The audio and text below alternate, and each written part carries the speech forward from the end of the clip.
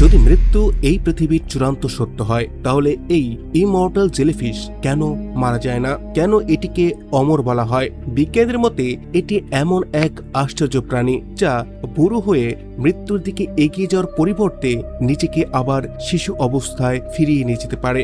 অর্থাৎ এটি মারা যায় না, বরং আবার নিজের জীবন শুরু করে একেবারে শৈশব থেকে। কিন্তু এই মহাবিশ্বে এটি কিভাবে সম্ভব? কিভাবে কোনো জীব প্রকৃতির নিয়মকে যেন অমান্য করে মৃত্যুকে এড়িয়ে যেতে পারে? তাহলে কি আমরা প্রকৃতির নিয়মগুলোকে পুরোপুরি বুঝতে পারিনি? হয়তো এই পৃথিবীতে এমন অনেক কিছুই সম্ভব যা আমরা এখনো কল্পনাও করতে পারি না। আর সব থেকে অবাক করা বিষয় হলো, এই জেলিফিশ যতবার ইচ্ছা ততবার নিজেকে আবার সেই শৈশবের অবস্থায় ফিরিয়ে নিতে পারে।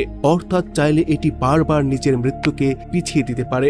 যখন বিজ্ঞানীরা এই জেলিফিশকে ল্যাবে রেখে না খাইয়ে রাখলেন, হালকা মানসিক চাপ দিলেন, এমনকি সামান্য আঘাতও করেন, তখন জানেন কি হয়েছিল?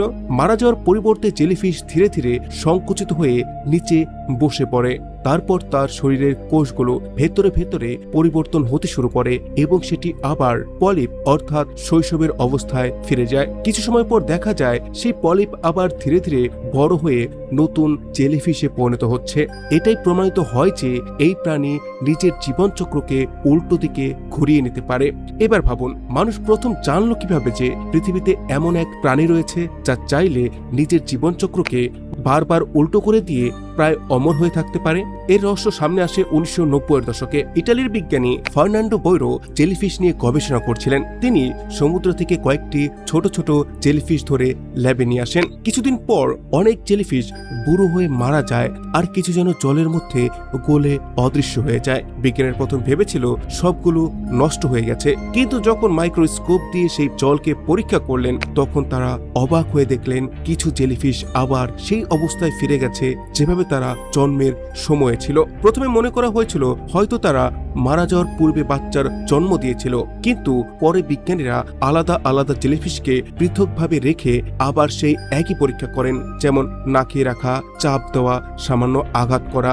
আর তখনই সামনে আসে এক অবিশ্বাস্য সত্য। টোইটপসিস ডহরিন অর্থাৎ ইমর্টাল জেলিফিশ নিচে বসে নিজের কোষগুলোকে বদলে ফেলে এবং কয়েকদিনের মধ্যেই আবার শৈশব অবস্থা থেকে নতুন করে বেড়ে উঠতে শুরু করে। এরপর বিজ্ঞানীরা এর ডিএনএ পরীক্ষা করেন। সেখানে এমন কিছু জিন পাওয়া গিয়েছে যা কোষকে মেরামত করতে পারে, বার্ধক্যকে ধীর করতে পারে এবং ক্যান্সারের মতো সমস্যার প্রতিরোধ করতে সাহায্য করতে পারে। ডিএনএ পরীক্ষার পর পরিষ্কার হয়ে যায় যে এই জেলিফিশ সত্যি এমন এক প্রাণী যা নিজের জীবনচক্রকে উল্টো দিকে ঘুরিয়ে দিতে পারে এবং দীর্ঘ সময় বেঁচে থাকতে পারে। তবে একটি গুরুত্বপূর্ণ বিষয় হলো, এখনো পর্যন্ত মানুষের ওপর এই ক্ষমতার কোনো সফল প্রয়োগ করা যায়নি।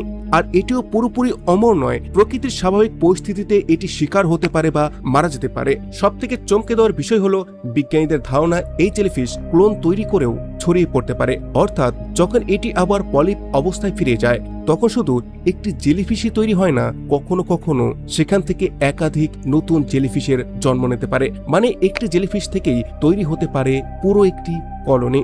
সবকিছুই যেন অলৌকিক ঘটনার মতো শোনায়, কিন্তু বিজ্ঞানীদের মতে এটি কোনো জাদু নয়, এটি বিজ্ঞানের অংশ। আর বাস্তবে এই জেলিফিশের আকার মাত্র 4 থেকে 5 মিলিমিটার, অর্থাৎ একটি নখের সমান বা একটি চালের দানার মতো ছোট। কিন্তু জেলিফিশগুলোকে বড় দেখানো হয়েছে আপনাদের সহজভাবে বোঝানোর জন্য।